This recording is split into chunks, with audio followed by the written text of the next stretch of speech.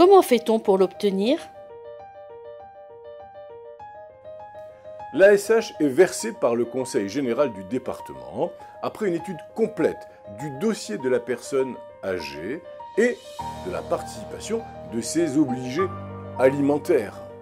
La demande d'ASH doit être réclamée auprès du Centre communal d'action sociale, les CCAS, ou bien en mairie. La personne âgée devra ainsi prouver que ses ressources sont insuffisantes pour régler les frais d'hébergement de l'EHPAD ou de la maison de retraite. Les pièces à fournir sont les suivantes. Relevé bancaire, avis d'imposition, hypothèque du demandeur, des justificatifs concernant les obligés alimentaires, enfants et petits-enfants majeurs et solvables doivent impérativement fournir les justificatifs prouvant qu'ils sont dans l'impossibilité de remplir leur rôle d'obligation. Charges financières trop lourdes ou revenus insuffisants.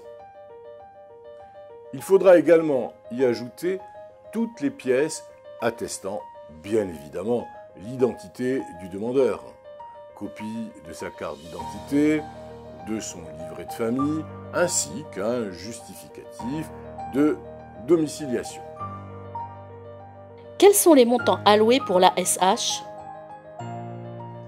Le montant de l'aide accordée va varier en fonction de la situation familiale du bénéficiaire, le montant de ses ressources personnelles ou bien capitales, la participation des obligés alimentaires, le montant de son loyer quand il est locataire ou des remboursements du prêt s'il est propriétaire, le prix du séjour en établissement.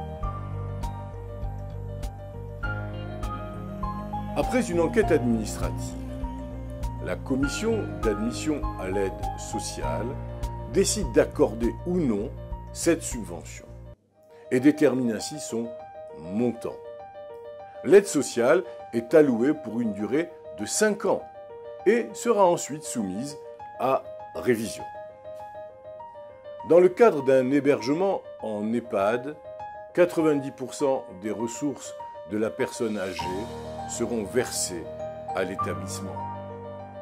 Un minimum de 95 €, je dis bien 95 € par mois, ce qui est le tarif au 8 avril 2014, devra être laissé à la disposition du bénéficiaire. Je vous prie de noter que le montant de l'aide peut être augmenté ou diminué à tout moment en fonction de l'évolution de la situation familiale ou des ressources du bénéficiaire. Pour en savoir plus et pour le calcul des droits, vous pouvez faire http://vosdroits.service-public.fr/particulier/F2444.